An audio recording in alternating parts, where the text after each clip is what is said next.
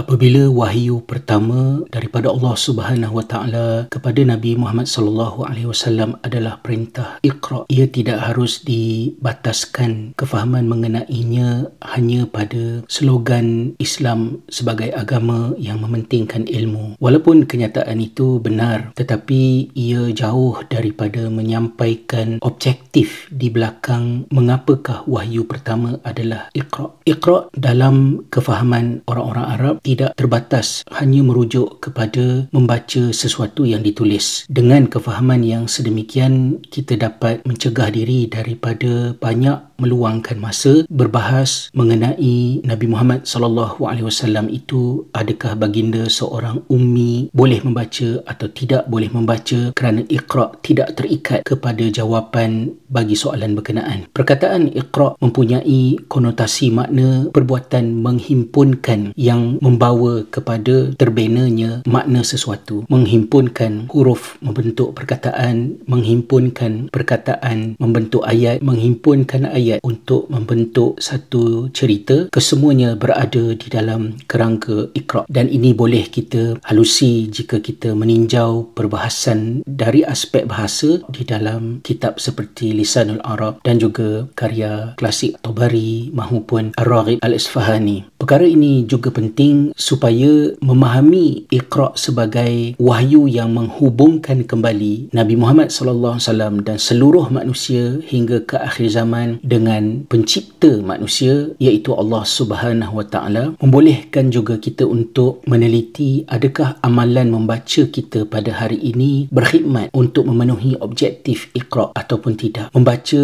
tidak secara automatik memenuhi maksud Iqra, kerana aktiviti-aktiviti membaca terutama yang dirancang secara formal di dalam pendidikan dan persekolahan misalnya boleh menghasilkan natijah yang terbalik. Aktiviti membaca punca hilang minat kepada membaca, atau aktiviti membaca membunuh tabiat membaca. Ini adalah di antara perkara yang disentuh oleh seorang penulis, Kelly Gallagher, di dalam bukunya Readicide, membaca sebagai satu penyakit. Antara faktor yang disenaraikan oleh Gallagher di dalam buku tersebut sebagai punca rosaknya tabiat membaca ialah yang pertamanya, sekolah meletakkan nilai dan penghargaan sebenar kepada mereka yang mengambil peperiksaan dan mendapat keputusan cemerlang dalam peperiksaan tersebut berbanding dengan penghargaan dan nilai yang diberikan kepada lahirnya pembaca melalui aktiviti-aktiviti pembelajaran di sekolah. Maka di sini kita boleh bermuhasabah jika di sekolah kita ada aktiviti yang berada di dalam kategori merancangkan kempen membaca, adakah aktiviti tersebut benar-benar mencapai objektif yang disarankan, atau lebih tinggi lagi, adakah aktiviti berkenaan membantu kita mencapai objektif Iqra. Kedua, sekolah membataskan pengalaman otentik membaca para pelajar apabila aktiviti membaca di sekolah terjadi sebagai tuntutan silibus, dan manfaat daripada aktiviti membaca pada melahirkan keseronokan dalam diri murid-murid tidak mendapat perhatian yang secukupnya, tidak diwacanakan dengan wacana yang bermakna. Satu lagi perkara yang menyumbang kepada Readicide yang disebutkan oleh Gallagher di dalam bukunya ini adalah apabila guru-guru terlebih mengajar satu-satu buku, dan ini boleh dilihat melalui pembelajaran sastra, sama ada sastra Melayu ataupun English literature, apabila orientasi subjek berkenaan adalah pada menganalisis teks untuk memahami kandungan yang ada di dalam karya-karya klasik contohnya, tetapi ia berorientasikan peperiksaan